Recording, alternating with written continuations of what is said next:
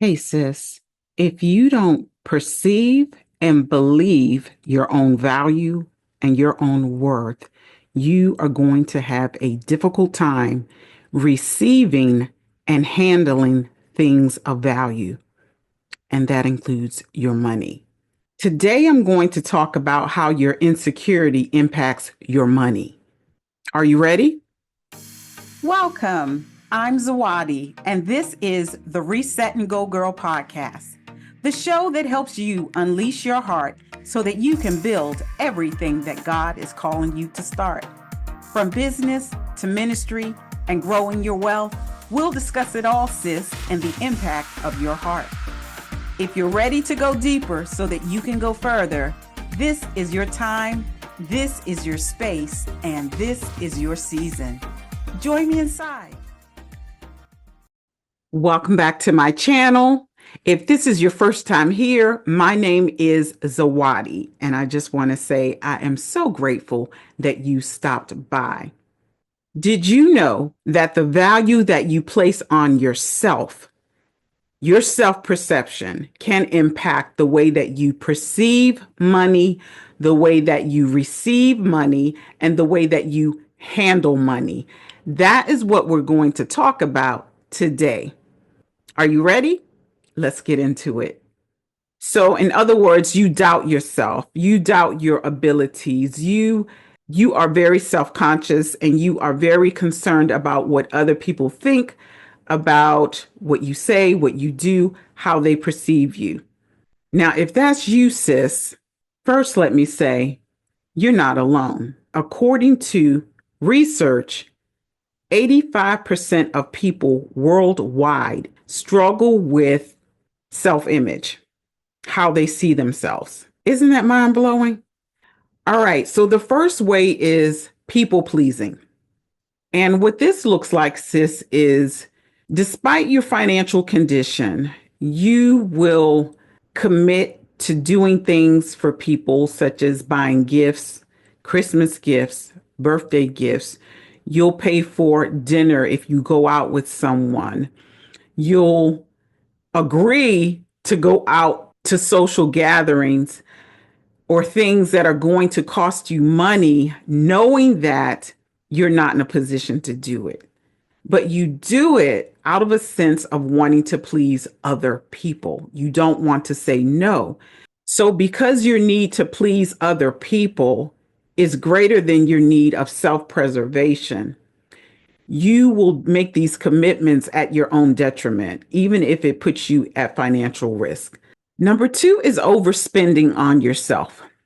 And when I thought about that, that doesn't really sound like a person who has a self-esteem issue. That sounds like somebody who loves themselves. But when you are overspending because you want to impress people, this is a problem.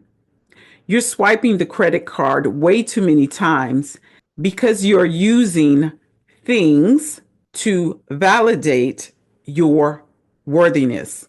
So you're putting yourself in debt, spending money that you don't have because you want to appear a certain way to people.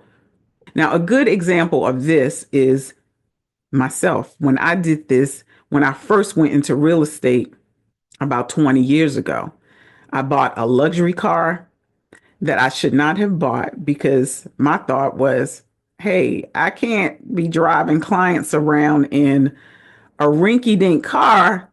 I need to look successful so that people will want to work with me. So I went out and got this car that I couldn't afford to make myself look valuable, to make myself look worthy to other people. The third one is undercharging for your services. So this is for those of you who are entrepreneurs or freelancers. You have a difficult time setting prices that really reflect the value of the work that you do. You feel guilty about charging people a certain price. So instead of charging them what the product or your service is worth, you devalue it and you don't charge enough because deep down inside, you question your own worth. So you have a hard time charging people what your services, what your products are really worth. Number four is not starting. And what I mean by that is God may have told you to start a business. He may have told you to start a YouTube channel and you still haven't started. Why? Because you're insecure. You're concerned about how you look, how you talk, what people are going to think about you, what people are going to say about you, whether or not this business idea that God gave you will really work. Are you smart enough to accomplish it, to make it successful?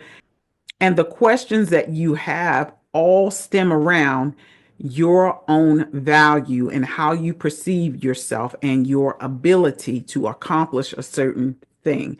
And it immobilizes you, it keeps you from moving forward. Number five is avoidance of financial planning and failing to ask for help. So if you are having a difficult time accepting your own worth, your own value, you're insecure, you may feel overwhelmed with the thought of managing your finances, the thought of making a budget. All of this seems overwhelming because you don't see yourself as qualified or skilled to even do this. So you avoid it.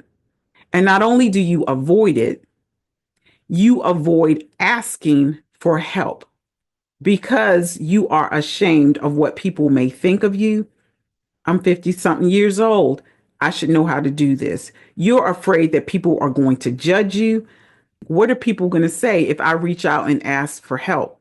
And this keeps you in a perpetual state of repeating the same mistakes and allowing insecurity to steal your money. And the final one is chronic debt. Because you haven't gotten to the root of why you're continually buying these things and putting yourself in more debt, even after you paid the debt off. And I've been here and I've done this.